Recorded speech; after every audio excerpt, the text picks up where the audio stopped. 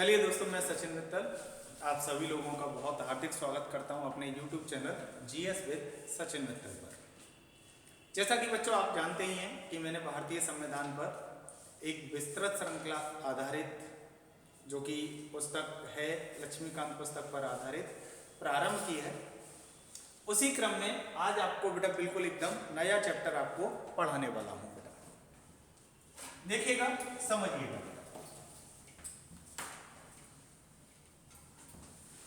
नया चैप्टर बेटा बहुत एंजॉय करेंगे, बहुत आनंदित होंगे।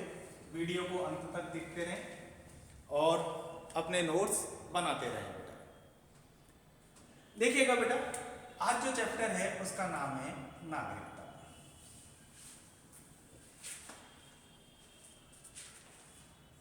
सिटीजनशिप।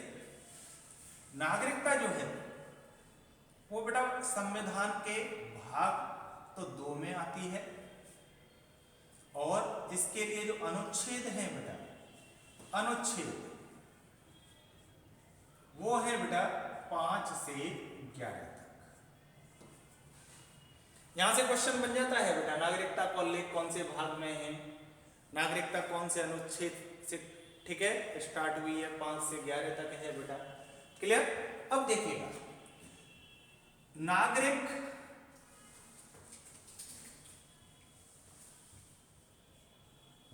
क्या होता है। नागरिक किसी भी देश का नागरिक जो हो बेटा उसे कुछ अलग अधिकार प्राप्त होते हैं।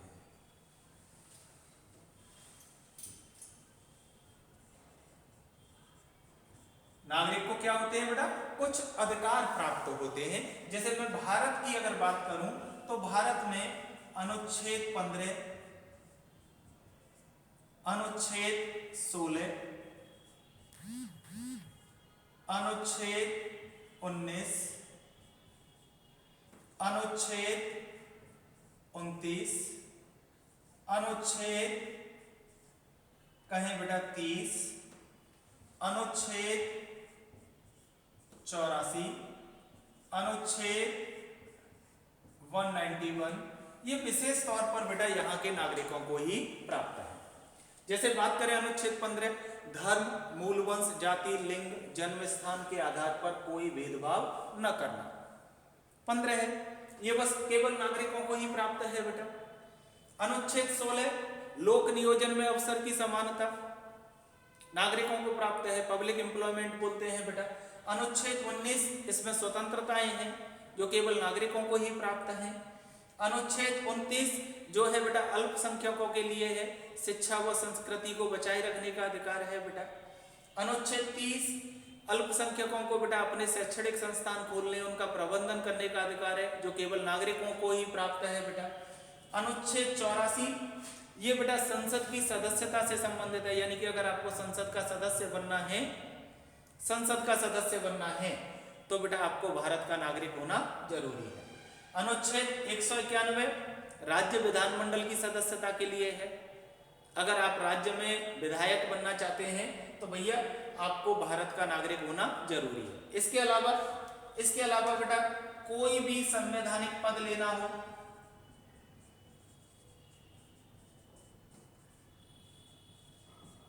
तो उसके लिए बेटा भारत का नागरिक होना जरूरी है। प्लस मतदान, वोटिंग राइट बेटा भारत के नागरिक को ही मिलता है। ठीक है ना। तो आप ये बात समझ गए होंगे कि नागरिक होने के क्या फायदे हैं किसी भी देश के अंदर। बेटा समझ में आया, उन्हें कुछ विशेष अधिकार प्राप्त होते हैं। किसके आधार पर बेटा, नागरिक होने के आधार पर ही। क्लियर, इतना समझ में आया बेटा। ठीक है ना, कि नागरिकता भाग 2 में है, अनुच्छेद 5 से 11 में है। नागरिक होने का फायदा क्या है, नागरिकों को बेटा कुछ अधिकार प्राप्त होते हैं। ये अधिकार हैं कुछ जो कि मैंने आपको बताए हुए हैं। इसमें घबराने की कोई बात नहीं बेटा। आप अगर ये सोचें कि मैं यहाँ लिखा नहीं रहा हूँ इसके बारे में तो कोई टेंशन लेने की बात नहीं है। नागरिकता चैप्टर जैसे ही खत्म होगा तो मैं मूल अधिकार चैप्टर स्टार्ट करूंगा, तो उसमें आपको इसका विस्तृत विवरण दूंगा बेटा। बात आई समझ में। क्लियर। अब मैं बेटा चलता हूं अनुच्छेद 5 से लेकर 11 में। ये देखते हैं कि बेटा इस अनुच्छेद 5 से लेकर 11 में क्या क्या बातें हमें दे रखी है बेटा। वीडियो को बेटा अंत तक जरूर देखा करें, नोट्स बनाएं, वरना इन वीडियो को डालने का बेटा कोई फायदा नहीं है। और पसंद आए तो बेटा इन्हें शेयर जरूर किया करें, जिससे कि ज़्यादा से ज़्यादा लोगों तक हमारी पहुंच बन पाए। बेटा हमारा मकसद जो है उन बच्चों को पढ़ाना है जो किसी कारणवश से यहाँ दूरी ज़्यादा होने की वजह से यहाँ नहीं आ पाते हैं, ठीक है ना, हमारी ऑफलाइन क्लास नहीं ले पाते हैं। बेटा पैसे की वजह से भी बेटा बहुत सारे बच्चे ऐसे हो सकते हैं जो ऑफलाइन क्लास नहीं ले पाते हैं, क्योंकि बेटा कोचिंग की फीस तो एक बार जाती है, लेकिन हर महीने पेमेंट करना पड़ता है बाहर से आने वाले बच्चों को यहाँ के आवास सुविधा, खाने की सुविधा के लिए, ठीक है। तो बहुत सारी प्रॉब्लम हो सकती है, तो आप बस इतना कीजिए, उन बच्चों तक हमारी पहुँच बना दीजिए बेटा, ठीक है ना। हम तो पहुँच नहीं सकते बेटा, आप ही वहाँ तक हमें पहुँचा सकते हैं। अब देखिएगा अनुच्छेद 5 से 11, ये समझने से पहले एक बात समझिए, भारत में नागरिकता अनुच्छेद 5 से 11 के माध्यम से नहीं दी जाती है बेटा, ठीक है ना। इस भाग में तो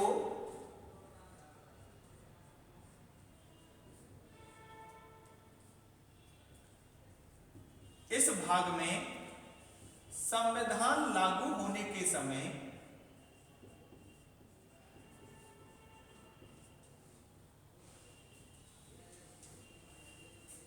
भारतीय नागरिकों की पहचान की गई है।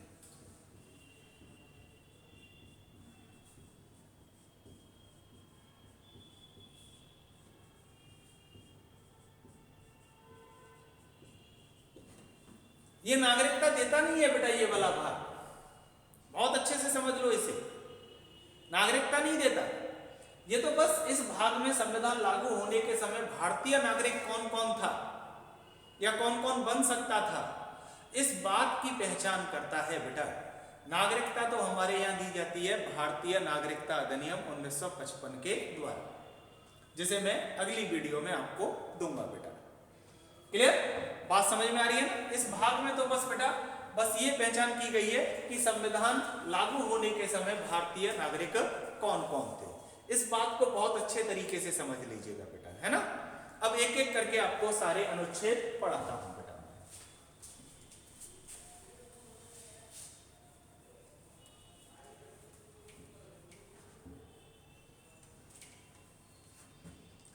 अब देखिएगा बेटा, आपसे अनुच्छेद 5 क्या कह रहा है।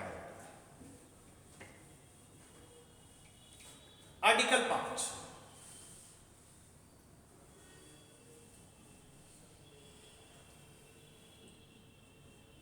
आर्टिकल 5 कह रहा है संविधान लागू होने के समय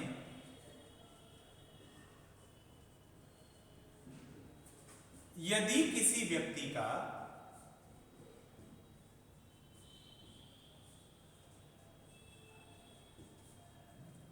भारत में अधिवास जानते हैं बेटा, डोमिसाइल है, तो निम्न में से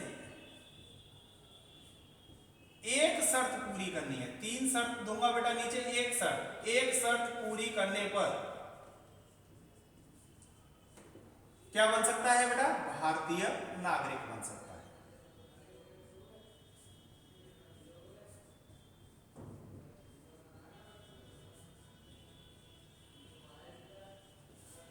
भाई देश आजाद हो रहा है, देश के लोगों में बेटा एक उत्सुकता होगी इस बात को लेकर कि भैया कौन भारतीय नागरिक बनेगा, क्या शर्तें होंगी, किस तरीके से होंगी।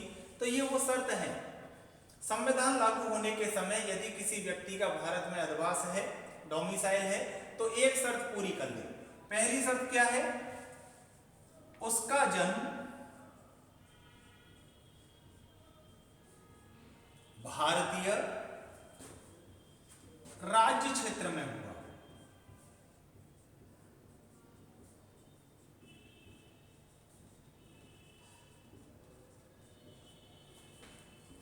ठीक है ना।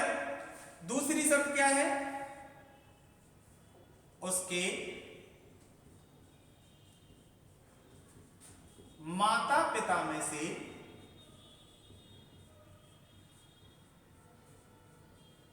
किसी एक का का जन्म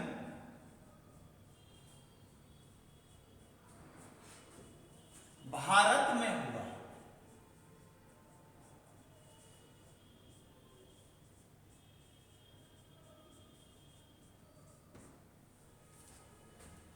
किसी एक का जन्म भारत में हुआ।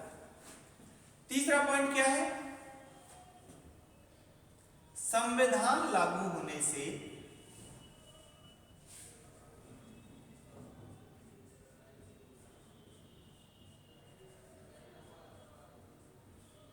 पांच वर्ष पूर्व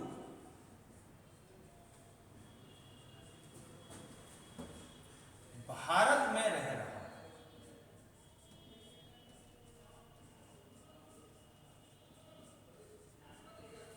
ठीक है ना? और याद रखिएगा इसमें सब में और लगा हुआ है या लगा हुआ है, यानी कि तीन में से एक कंडीशन पूरी करनी है। आप सोचिएगा भाई, यहाँ पे बैठे हुए हैं और उनको पहचान करनी है कि वो भारतीय नागरिक बनेंगे कि नहीं, तो मैं उन्हें पहली कंडीशन दे रहा हूं कि भैया आपका जन्म भारत में हुआ। तो हो सकता है बेटा 8-10 लोग कहें कि भैया हमारा तो नहीं हुआ, तो अभी उनके पास चांस है नागरिक बनने का। इन दोनों में से एक शर्त पूरी कर ले,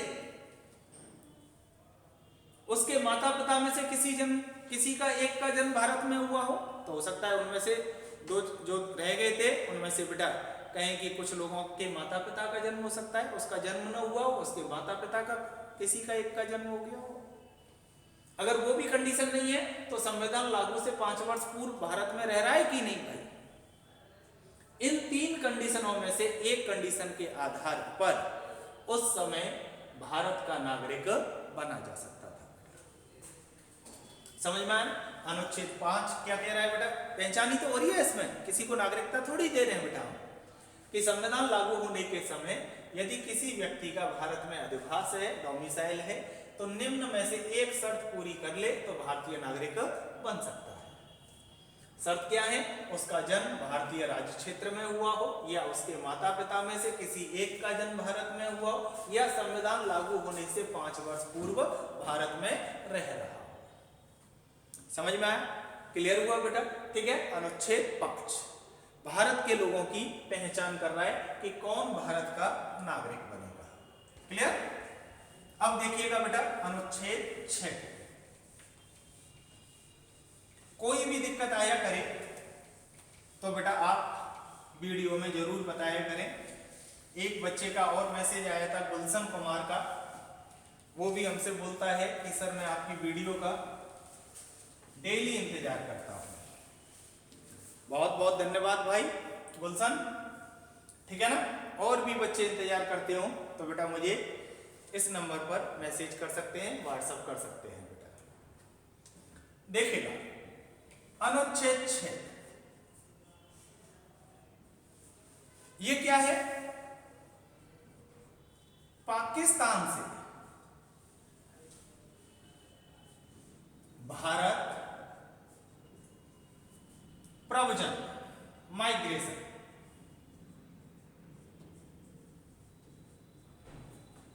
करने वालों के लिए है।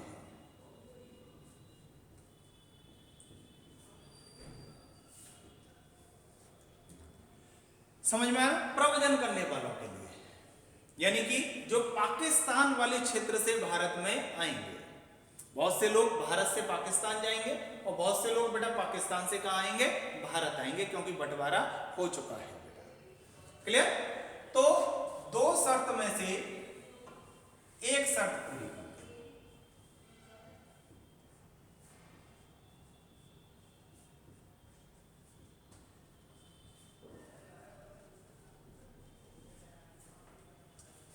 दो शर्त कौन कौन सी हैं? पहली है यदि उसने 19 जुलाई 1948 से पूर्व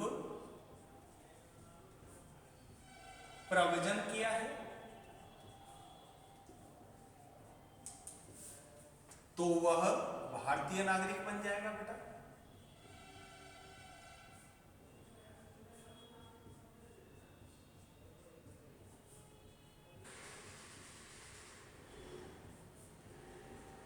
उसे भारतीय नागरिकता प्राप्त हो जाएगी। दूसरा क्या है, यदि उसने 19 जुलाई 1948 को या उसके बाद प्रव्रजन किया है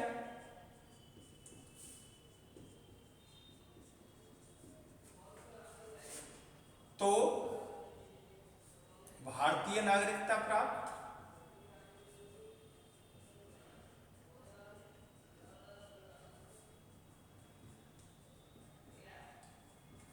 पंजीकरण के माध्यम से रजिस्ट्रेशन कराना पड़ेगा और पंजीकरण से पूर्व, पंजीकरण कब होगा बेटा उसका, से पूर्व 6 मास भारत में सामान्य निवास आवश्यक है। इसकी कंडीशन क्या हो गई बेटा, बढ़ गई, सामान्य निवास आवश्यक।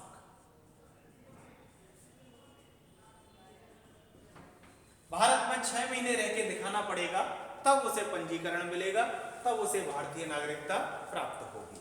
नोट करके एक बात विशेष तौर पर डाल लो बेटा, इसमें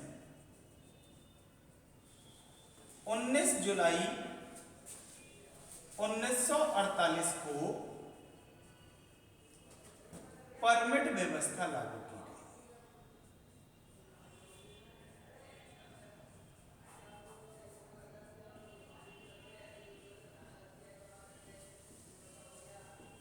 यानी कि पाकिस्तान से आने वाले लोगों को यह बोल दिया गया कि भैया पाकिस्तान से जो भारत आना चाहता है वो 19 जुलाई 1948 से पहले आ जाए, तो उसे यहां पर कोई भी पंजीकरण कराने की जरूरत नहीं है, कोई भी कुछ कराने की जरूरत नहीं है, सीधे तौर पर भारतीय नागरिकता उसे प्राप्त हो जाएगी।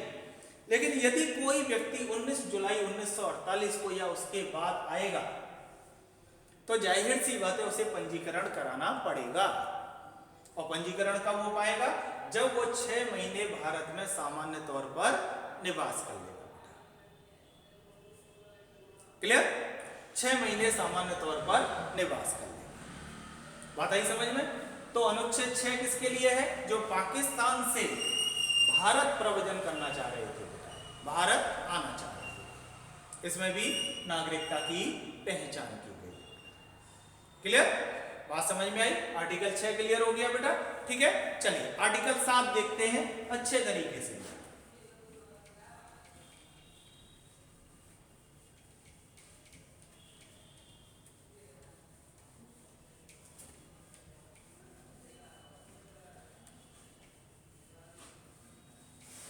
और वीडियो अच्छी लगती हो बेटा लाइक वगैरह ये कर दिया करो, सारी चीजें देखिएगा। अनुच्छेद 7 क्या कहता है बेटा, अनुच्छेद 7, अनुच्छेद 7 कहता है कि कोई व्यक्ति भारत से पाकिस्तान गया, ठीक है, पाकिस्तान 1 मार्च 1947 के बाद गया,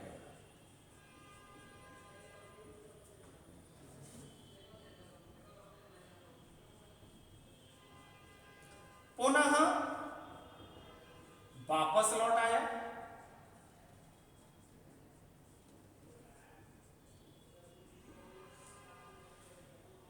तो भारतीय नागरिक बन सकता है।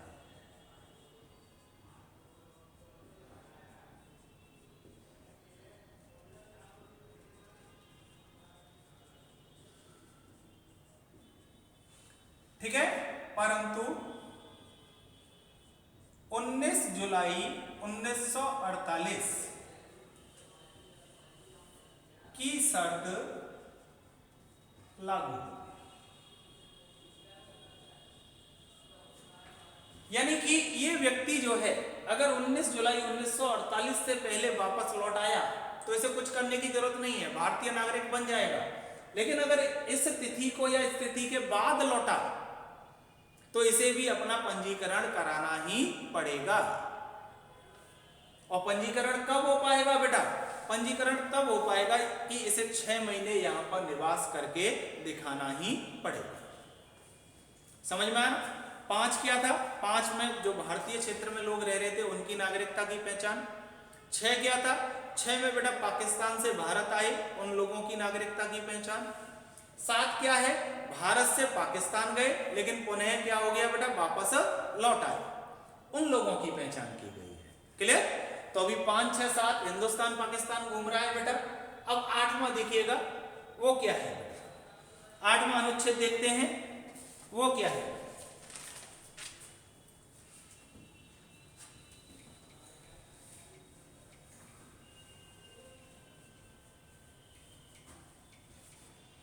बेटा आर्टिकल 51 का तक हर बच्चे को तैयार होने चाहिए, क्योंकि यहां से बेटा डायरेक्टली आर्टिकल पूछ लिए जाते हैं बच्चों, ठीक है ना? आर्टिकल 8 क्या है? अनुच्छेद 8,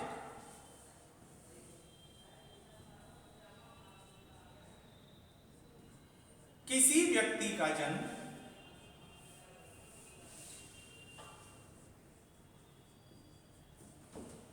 ठीक है या निवास विदेश में,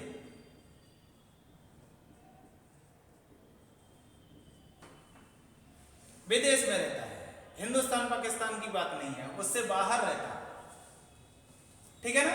लेकिन माता पिता या माता की साइड मातामही, पितामही, सॉरी मातामह, पिता की साइड पितामही, पितामह। अब आप कहेंगे सर ये क्या लिख दिया आपने? तो घबराने की बात नहीं, मातामही यानी कि नानी, मातामह नाना, पितामही यानी कि दादी, और पितामह यानी कि दादा। इनमें से किसी का भी जन्म 1935 में प्रवासित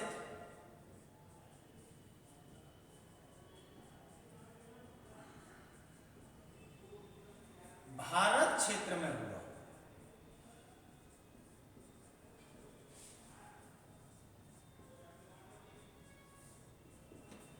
तो बेटा वो भारतीय नागरिकता के लिए आवेदन कर सकता है। जिस देश में वो निवास कर रहा है, जन्म लिया है, ठीक है ना, उस देश में बेटा भारत का कहें कि राजदूतावास होगा, वहां जाके एक एप्लीकेशन लगा दे कि भैया मुझे भी भारत की नागरिकता लेनी है।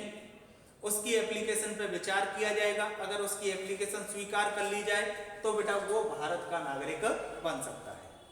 तो अनुच्छेद 8 किसके लिए है बेटा? जो विदेश में रहते हो, हिंदुस्तान पाकिस्तान नहीं भाई, जो कहां रहते हो? विदेश में।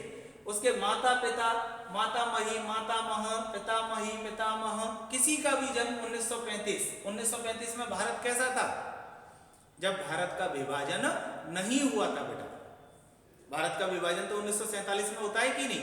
यानी कि पाकिस्तान या बांग्लादेश में भी अगर किसी व्यक्ति का जन्म हुआ हो तो बेटा वो भारत की नागरिकता के लिए आवेदन कर सकता है। समझ में आया? आवेदन स्वीकार हो जाएगा तो उसे भारत की नागरिकता मिल जाएगी बेटा। क्लियर हुआ? भाई किसी को जबरदस्ती थोड़ी कर सकते हैं। अब ये व्यक्ति नहीं लेना चाह रहा हो नागरिकता तो जाहिर सी बात है आवेदन नहीं देगा। आवेदन नहीं देगा तो भैया उसे नागरिकता नहीं मिलेगी। आवेदन तो इसे देना ही पड़ेगा बेटा।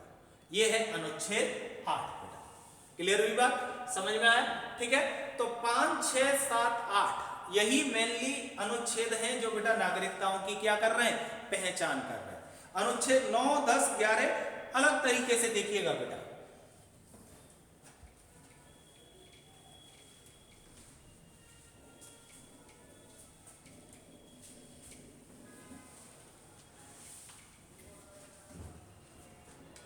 अनुच्छेद 9 क्या कहता है?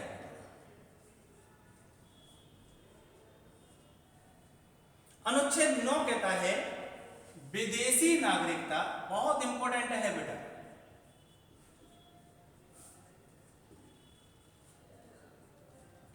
स्वीकार करने पर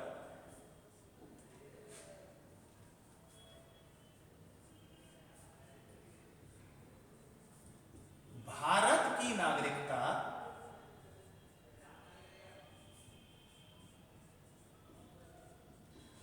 समाप्त होना।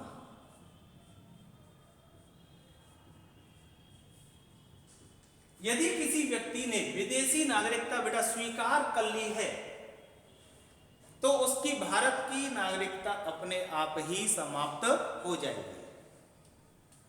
भारत दो देशों की नागरिकता नहीं देता बेटा कि किसी और देश की नागरिकता हो आप हमारी भी ले लीजिए, ऐसा बिल्कुल नहीं है बेटा, समझ में आया?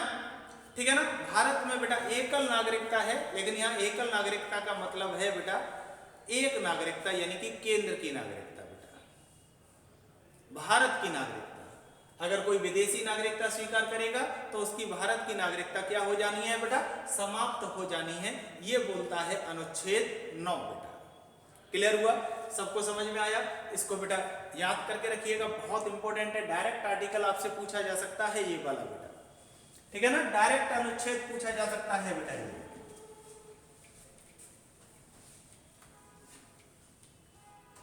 अनुच्छेद 10 देखिए,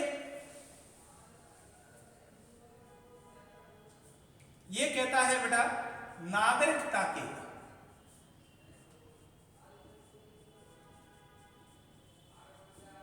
अधिकार का बना रहना,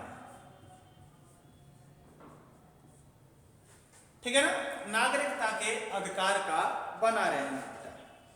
अब नागरिकता देने के साथ ही बेटा बहुत सारे अधिकार मिलते हैं नागरिकों को, तो उनमें सामान्य परिस्थितियों में कोई अलाभकारी परिवर्तन नहीं किया जाएगा। समझ में आया ना?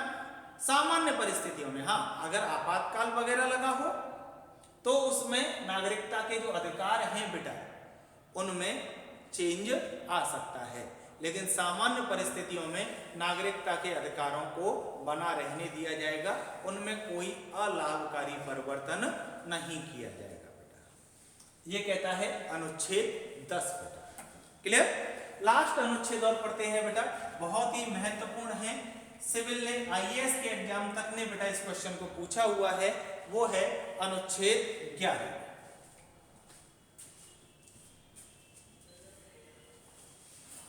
अनुच्छेद 11 ठीक है, क्या कहता है? नागरिकता अर्जन, अर्जन का मतलब है प्राप्ति, नागरिकता समाप्ति, निरसन, ये दोनों के दोनों अधिकार किसको दिए गए बेटा? संसद। किसी को नागरिकता देनी है, किसी की नागरिकता समाप्त करनी है, ये अनुच्छेद 11 ये पावर देता है बेटा संसद को। संसद को इसलिए देता है क्योंकि हमारे यहाँ है बेटा एकल नागरिकता, सिंगल सिटीजनशिप है, एकल नागरिकता है। एकल नागरिकता मतलब है भारत की नागरिकता, केंद्र की नागरिकता और केंद्र के लिए नियम बनाने की जो सर्वोच्च संस्था है उसका नाम है बेटा संसद। अगर हमारे यहाँ दोहरी नागरिकता होती, केंद्र और राज्य दोनों को नागरिकता देने का अधिकार होता, तो बेटा ये अधिकार जो है यहाँ संसद की जगह आप राज्य विधानमंडल भी पढ़ रहे होते बेटा। अच्छे तरीके से समझिए, हर चीज का एक कॉन्सेप्ट होता है। प्लस नागरिकता से संबंधित कोई भी विधि या कहूं बेटा कानून बनाने का अधिकार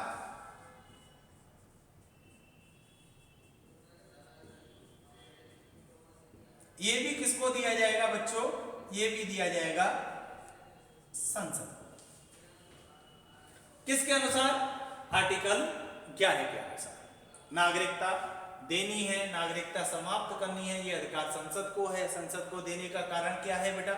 हमारे यहाँ एकल नागरिकता है, भारत की नागरिकता है, केंद्र की नागरिकता है हमारे यहाँ, और केंद्र के लिए सर्वोच्च नियम बनाने का अधिकार संसद को ही है। नागरिकता से संबंधित कोई भी विधि बनानी है, कानून बनाना है, ठीक है ना, तो भैया ये पावर किसको दी गई है? संसद को।